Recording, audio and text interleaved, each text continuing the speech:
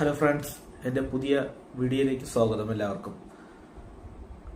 ഇന്നത്തെ വിഷയമെന്ന് പറയുന്നത് ഇന്ത്യയിൽ എന്തുകൊണ്ടാണ് ഇത്രയും ടാക്സ്, അതിനെക്കുറിച്ചാണ് ഇന്ന് നമ്മൾ നോക്കാൻ പോകുന്നത്.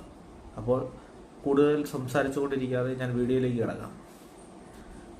നിങ്ങൾക്കറിയാം, എന്തെടുത്താലും ഇന്ത്യയിൽ ടാക്സ് ആണ്.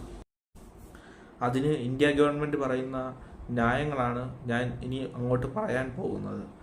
അത് നിങ്ങൾക്ക് ഉൾക്കൊള്ളാൻ കഴിയുന്നതാണോ എന്ന് നിങ്ങൾ ചിന്തിച്ച് നോക്കുക. അപ്പോൾ ആദ്യത്തേതെന്ന് പറഞ്ഞു കഴിഞ്ഞാൽ റേഷനാണ്. ഇന്ത്യയിൽ ഏകദേശം ഉള്ള ഒരു വലിയൊരു ശതമാനം കുടുംബങ്ങൾക്കും ഫ്രീ റേഷനാണ് ലഭിക്കുന്നത്. ഇതുവഴി തന്നെ ഗവൺമെൻറ്റിന് വലിയൊരു എമൗണ്ട് ചിലവാകുന്നുണ്ടെന്നാണ് ഗവൺമെൻറ് പറയുന്നത്. നമുക്കൊരു ഉദ്ദേശം വെച്ച് നോക്കിയാൽ പോലും ഏകദേശം ഒരു 40 കോടി കുടുംബമുണ്ട് ഇന്ത്യയിലെന്ന് വിചാരിച്ചുകൊള്ളുക. ഈ 40 കോടി കുടുംബങ്ങൾക്ക് ഏറ്റവും കുറഞ്ഞത് ഒരു 12 കിലോ അരി വെച്ച് മാസം കൊടുക്കുന്നു എന്ന് വെച്ച് നോക്കിയാൽ തന്നെ നമുക്ക് ഏകദേശം മനസ്സിലാവും നല്ലൊരു എമൗണ്ട് അത് വരുന്നുണ്ടെന്ന്. അത് കഴിഞ്ഞ് ഇനി അടുത്തതായി നോക്കുന്നത് ആശുപത്രിയാണ്. ആശുപത്രിയാണ് അവരുടെ രണ്ടാമത്തെ ന്യായമായി പറയുന്നത്. ആശുപത്രി നമുക്ക് നോക്കുകയാണെങ്കിൽ ആശുപത്രി ഉള്ളത് കൊണ്ടാണ് ഇന്ത്യയിൽ മരണനിരക്കെല്ലാം ഇപ്പോൾ കുറഞ്ഞതെന്ന് നമുക്ക് മനസ്സിലാക്കാം. ഇന്ത്യയിൽ ആശുപത്രി ഗവൺമെൻറ് നടത്തിയില്ലായിരുന്നെങ്കിൽ ഇതിലും കൂടുതൽ മരണങ്ങൾ ഇന്ത്യയിൽ സംഭവിക്കുമായിരുന്നു. അത്രമാത്രം ദരിദ്ര രാജ്യമാണ് ഇന്ത്യ. അതും നമ്മൾ മനസ്സിലാക്കേണ്ടതാണ്. മൂന്നാമതായി വിദ്യാഭ്യാസം എന്ന് പറയുമ്പോൾ നമുക്ക് +2 വരെ നമുക്കൊരു ഫ്രീ എഡ്യൂക്കേഷനാണ് ഇന്ത്യയിൽ ലഭിച്ചുകൊണ്ടിരിക്കുന്നത്. അതിന് തന്നെ നല്ലൊരു എമൗണ്ട് നമുക്ക് ചിലവാകുന്നതാണ്. ഇതിനെല്ലാം കൊടുക്കേണ്ടത് നമ്മൾ തന്നെയാണ്. ടാക്സ് ആയിട്ട് കൊടുക്കുന്നതേ ഉള്ളൂ. അടുത്തതായി ഗ്യാസാണ്.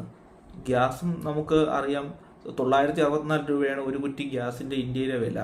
എന്നാൽ നമുക്ക് ആ ബാങ്ക് അക്കൗണ്ടിലോട്ട് 300 രൂപ ലഭിക്കുന്നത് വഴി ഗവൺമെൻറ് ആ പൈസ നമുക്ക് കിട്ടുന്ന ടാക്സിൽ നിന്നാണ് തിരിച്ചടച്ച് ഇത് കമ്പനിക്കാർക്ക് കൊടുക്കുന്നത്. ഇനി കമ്പനി ഇവർക്ക് കമ്മീഷൻ കൊടുക്കുന്നുണ്ടോ, ഇന്ത്യ ഗവൺമെൻറ് കൊടുക്കുന്നുണ്ടോ എന്നല്ല മറ്റൊരു കാര്യം. എന്തായാലും നമുക്ക് ഇത് കിട്ടണമെങ്കിൽ ഇത്രയും എമൗണ്ട് ആകുമെന്നുള്ളത് ഉറപ്പാണ്.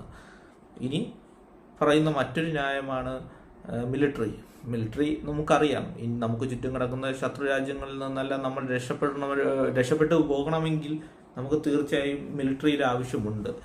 അപ്പോൾ പിന്നെ അത് എന്തായാലും നമുക്ക് ഒഴിച്ചുകൂട്ടാനാവാത്ത ഒന്ന് തന്നെയാണ്. അതിനും വലിയൊരു എമൗണ്ട്, അതായത് ഇന്ത്യൻ GDP-യിൽ വലിയൊരു എമൗണ്ട് തന്നെയാണ് ഇതിനു വേണ്ടി മാറ്റിവെക്കുന്നത്. ഇനി മറ്റൊന്ന് സബ്സിഡിയാണ്. സബ്സിഡി എന്ന് പറഞ്ഞാൽ കർഷകർക്കും മറ്റ് ഉള്ളവർക്കും പാവപ്പെട്ടവർക്കും മാറ്റിവെച്ചിരിക്കുന്ന സബ്സിഡി എമൗണ്ട് തന്നെ വലിയൊരു എമൗണ്ട് വരുന്നതാണ് ഇന്ത്യയിൽ. ഇതെല്ലാം കക്കൂസ് തൊട്ട് കെട്ടുന്നതും എല്ലാം ഇതിലാണ് ഞാൻ ഉൾപ്പെടുത്തിയിരിക്കുന്നത്. ഇത് നിങ്ങൾക്ക് ന്യായമായി ഈ 6 കാര്യങ്ങളും തോന്നുന്നുണ്ടോ എന്ന് നിങ്ങൾ ചിന്തിച്ച് നോക്കുക. ഇനി നമ്മൾക്ക് ഇന്ത്യയിലെ ജനസംഖ്യയുടെ കണക്കെടുത്ത് നോക്കാം. 140 കോടി ജനങ്ങളാണ് ഇന്ന് ഇന്ത്യയിലുള്ളത്. അതിൽ 70 കോടി ജനങ്ങളും അതിദാരിദ്ര്യത്തിൽ ജീവിക്കുകയാണ്. പിന്നെ വരുന്നത് ഒരു 30 കോടി ജനങ്ങൾ എന്ന് പറയുന്നത് അവർ ദാരിദ്ര്യത്തിലാണ്. അത് കഴിഞ്ഞ് പിന്നെ വരുന്നത് 30 കോടി ജനങ്ങളെന്ന് പറയുന്നത് മിഡിൽ ക്ലാസ് ആണ്. പിന്നെ വരുന്നത് ഒരു 10 കോടി സമ്പന്നരോ അതിസമ്പന്നരോ ആയിട്ടുള്ള ആൾക്കാരാണ്. ഈ ദരിദ്രരും മിഡിൽ ക്ലാസും അപ്പർ ക്ലാസും ചേർന്ന് വേണം ഈ ബാക്കിയുള്ള ദാരിദ്ര്യത്തിൽ കഴിയുന്ന 70 കോടി ജനങ്ങൾക്കും വേണ്ടി ടാക്സ് അടച്ച് ഇന്ത്യയെ വളർത്താൻ. കാരണം നമ്മൾ മാത്രം വളർന്നു മറ്റുള്ളവരെ നമുക്ക് അടിച്ച് അമർത്തി കൊല്ലാനൊന്നും സാധിക്കില്ല. അവരെയും കൂടി എങ്ങനെയെങ്കിലും രക്ഷപ്പെടുത്തുക എന്നത് തന്നെയാണ് ഇന്ത്യയുടെ ഏറ്റവും വലിയ ലക്ഷ്യം. അതിദാരിദ്ര്യം തുടച്ചു നീക്കിയാൽ മാത്രമേ നമുക്ക് ടാക്സ് കുറവെന്നുള്ളൊരു കാര്യത്തെക്കുറിച്ച് ചിന്തിക്കേണ്ട കാര്യമേ വരുന്നുള്ളൂ. അടുത്ത ബഡ്ജറ്റ് വരുന്നു എന്നതുകൊണ്ടാണ് ഞാൻ ഇപ്പോൾ ഇങ്ങനെ ഒരു വീഡിയോ ചെയ്യുന്നത്. ഞാൻ ഇതിനിടയിൽ റോഡ് ഇൻഫ്രാസ്ട്രക്ചർ ഇതിൻ്റെ കാര്യം പറയാൻ മറന്നുപോയി. ഇതും മറ്റൊരു മേഖലയാണ്. ഇത് 7ാമത്തെ ഇതായി നിങ്ങൾ കാണുക. കാരണം ഞാൻ ഇത് വീഡിയോയുടെ ഇടയിൽ വിട്ടുപോയതാണ്. അതിന് എന്നോട് ക്ഷമിക്കുക. അതുകൊണ്ട് 100% ഉറപ്പാണ് നമുക്ക് അടുത്ത ബഡ്ജറ്റ് വരുമ്പോഴും ഒരു തരത്തിലുള്ള നികുതി കുറവും നമുക്ക് പ്രതീക്ഷിക്കേണ്ട കാര്യമില്ല. കാരണം അതിദാരിദ്ര്യം ഇന്ത്യയിൽ നിന്ന് തുടച്ചു നീക്കപ്പെട്ടാൽ മാത്രമേ ഇന്ത്യയിൽ ഒരു ടാക്സ് ഇളവ് നമ്മൾ പ്രതീക്ഷിക്കേണ്ടതായിട്ട് വരുന്നുള്ളൂ. ഇതെല്ലാം നിങ്ങൾക്ക് മനസ്സിലായി എന്ന് ഞാൻ വിശ്വസിക്കുന്നു.